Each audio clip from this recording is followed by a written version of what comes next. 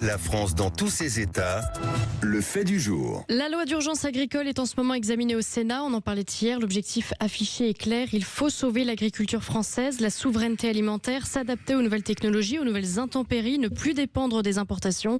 On en parle avec le président de l'Observatoire de l'urgence agricole, Antoine Boulet. Bonjour. Bonjour Antoine Boulet, merci d'être en direct et en studio avec nous sur Sud Radio pour débattre de cette épineuse question qui dure depuis la nuit des temps, qui divise les Français. C'est vraiment une césure et ça divise surtout le monde agricole. Vous êtes un expert, on ne sera pas obligé d'être d'accord, mais je sais que vous parlez sur des éléments très précis. Je vous ai connu au cabinet de Stéphane Le Foll, vous étiez avec lui porteur de cette formidable loi de l'agroécologie en 2014 qui avait été votée largement par le Parlement, qui était vraiment une première ouverture où vous démontriez qu'on pouvait concilier le durable, le respect de l'environnement, on va dire l'écologie, et une exploitation agricole qui doit se gérer comme une entreprise. Voilà, c'est bien de rêver, mais il faut quand même gagner de l'argent, il faut quand même en vivre, et il faut quand même, on le sait aujourd'hui, respecter l'environnement. C'était une formidable loi de conciliation. Stéphane Le Foll considère lui-même aujourd'hui qu'elle est vraiment abîmée ou qu'elle a été remise en cause. Entre-temps, des évolutions sont intervenues.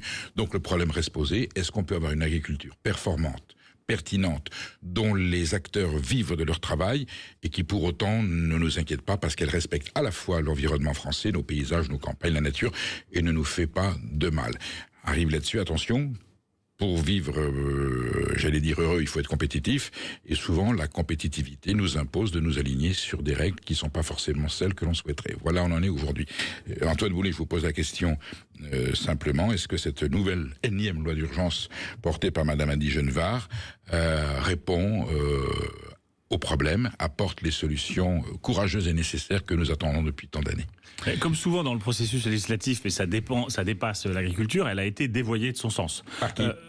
Par la première lecture à l'Assemblée nationale, où le gouvernement n'ayant pas de majorité, en fait, on a atténué un certain nombre de mesures, soit exagéré la portée de certaines, comme l'interdiction d'importation de produits autorisés en Europe, interdits en France. Ça, c'est de toute façon contraire à la réglementation européenne et aux engagements de la France. Ou alors inversement, sur d'autres plans, sur l'irrigation, elle a été au contraire atténuée. Donc en fin de compte, on arrive à une loi qui ménage chèvres et choux et qui ne satisfait personne. Je veux des noms.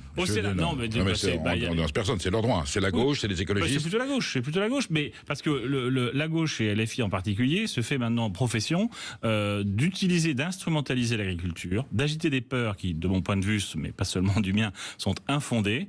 Et c'est choisi l'agriculture comme nouvel ennemi, nouveau terrain d'expérimentation de son idéologie décroissantiste et antiproductiviste.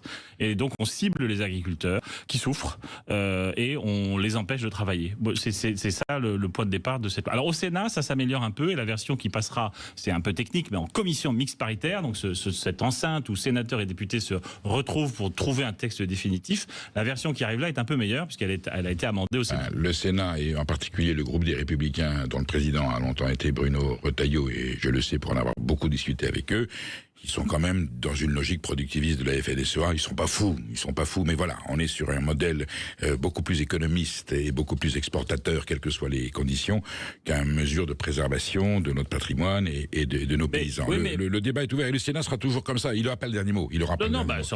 En commission mixte paritaire, ça changera. Mais si vous voulez, moi, si je viens ici sur votre plateau, c'est pour faire deux choses. D'abord, rassurer les Français, parce qu'on dit énormément de mensonges ou de contre-vérités. Je vous donne un exemple. On prétend... Voir des bêtises. Donc des bêtises. Alors parfois avec sincérité, mais au début, ceux qui sont sincères le sont parce qu'ils lisent des éléments, mais en fait ces éléments sont faux.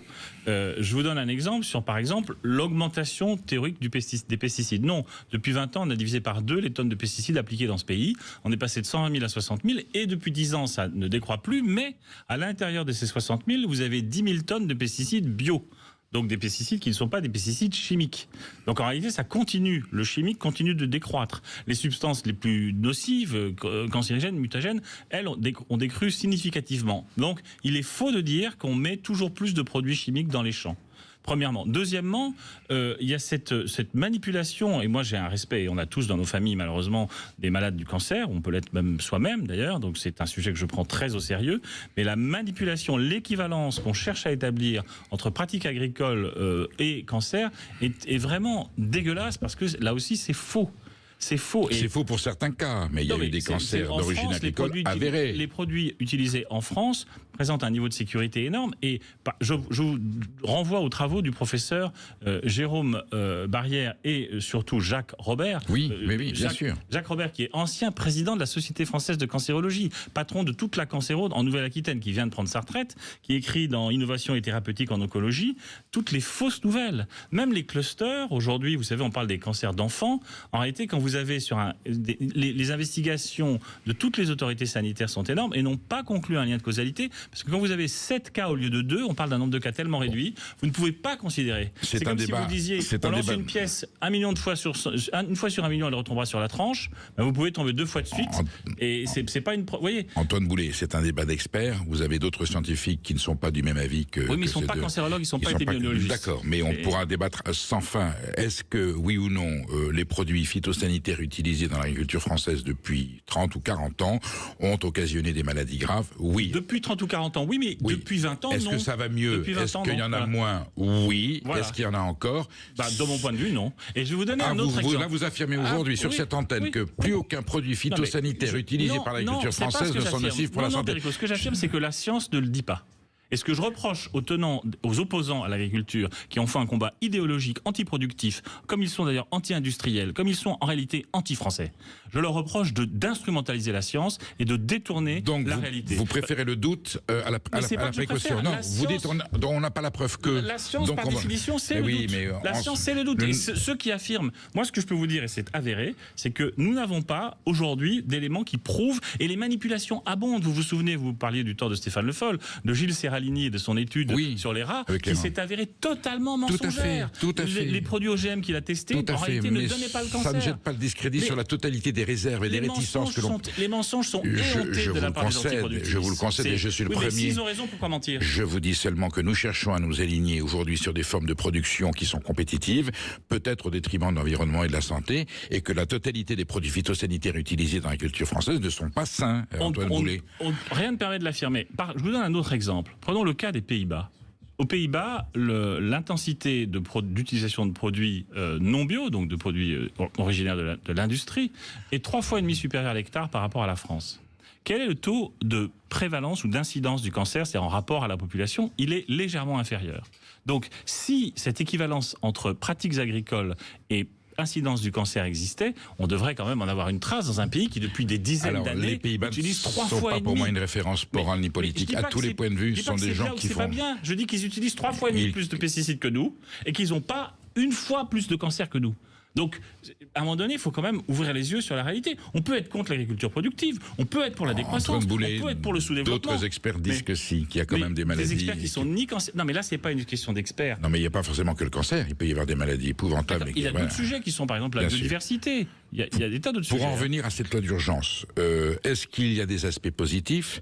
Est-ce qu'elle garantit, est-ce qu'elle améliore la garantie pour les agriculteurs français de vivre de leur travail?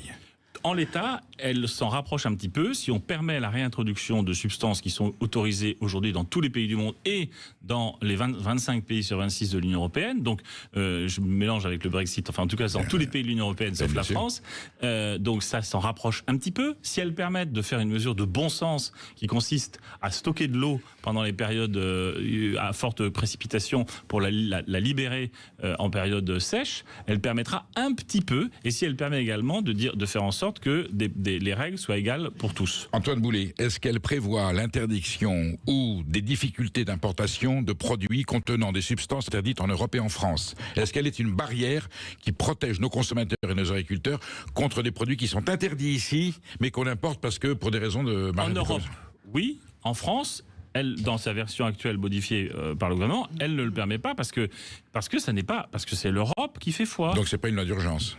C'est une loi d'urgence en ce sens qu'elle doit permettre aux agriculteurs de produire. Elle doit permettre, par exemple, vous savez que la filière sucre a perdu 70 000 emplois ces 10 dernières années. Oui. C'est une conséquence directe. Vous savez, la France depuis 20 ans fait le choix de politiques qui sont contre son industrie, contre son agriculture. Et bien surprise, ça marche. Ça marche, on perd des parts de marché, on perd des emplois, on perd de la production, c'est super, on peut être content. On n'a pas amélioré l'environnement d'un iota pour d'autres raisons. Et donc, si on ne fait rien, et donc cette loi d'urgence, elle n'est pas parfaite, mais c'est comme la loi du plomb, elle n'est pas parfaite, mais elle va dans le bon sens. Antoine Boulet, la grande souffrance de l'agriculture française aujourd'hui provient du fait qu'il y a une concurrence déloyale, faussée par rapport au marché international. On a acheté l'agriculture en pâture au marché international. Et pourquoi les Hollandais, qui sont en Europe également, qui ont donc les mêmes lois européennes que nous, sont le deuxième exportateur mondial avec 4 fois moins de surface agricole? Les Hollandais font de l'optimisation fiscale, ils trichent avec toutes les normes. L'optimisation fiscale n'a aucun rapport avec le fait que Non, c'est un pays où il n'y a pas de moralité politique. Mais donc sur l'agriculture, voilà, on ne s'étonnera pas qu'ils se comportent de la même façon. Ils arrangent les chiffres. Donc nous, on a de la moralité et on perd 100 000 exploitations tous les 10 ans. Parlez-moi de l'Espagne, de la Belgique, l'Espagne, c'est pareil. Leur utilisation des pesticides est supérieure à la nôtre, leur taux de cancer est inférieur, et ils seront bientôt devant nous en production. Ne nous sortez pas les Pays-Bas en référence de moralité. Prenons l'Espagne si vous voulez, mais c'est pareil. L'Espagne, leur surface est 2/3 de la nôtre. Et en 2029, ils seront devant nous en production agricole. Donc, est-ce que c'est parce que les règles sont mauvaises ou est-ce que parce que les politiques françaises sont mauvaises? Est-ce que c'est parce que les règles européennes sont mauvaises? Quand l'Espagne et la Pologne font mieux que nous on fait moins bien, c'est de la faute de l'Europe? Non, c'est de la faute de la France. C'est de la faute des politiques publiques menées en France. On s'aligne sur le moins 10 ans, vous en convenez, pour pouvoir exporter, être compétitif français. On s'aligne soi-disant sur... On pense que les locavores, les circuits courts, les petites exploitations, et je sais que c'est un peu ce que vous pensez, non, sont la solution. Ça ne nourrit pas tout le monde. Non, je pense au durable, je pense à l'agriculture durable. Mais si on continue, de toute façon, en France, ça sera hyper durable, ça sera une friche. On sera super, ça sera super durable, ça sera des friches durables, la misère, de la paupérisation durable, de la non-production agricole durable, ça sera super durable. Il est des systèmes et des pays où il y a une agriculture durable porteuse qui sortent bien. La Pologne, donc soyons modernes. Inspirons-nous de ce qui marche. Voilà pour l'instant. Merci Antoine Boulet d'avoir témoigné. Je pense que le débat n'est pas clos. Non, certainement. Et j'aurai certainement à la rentrée l'occasion de vous rappeler pour préciser, voir si les effets que vous prédisez sont une réalité. Avec grand plaisir. Merci Antoine Boulet.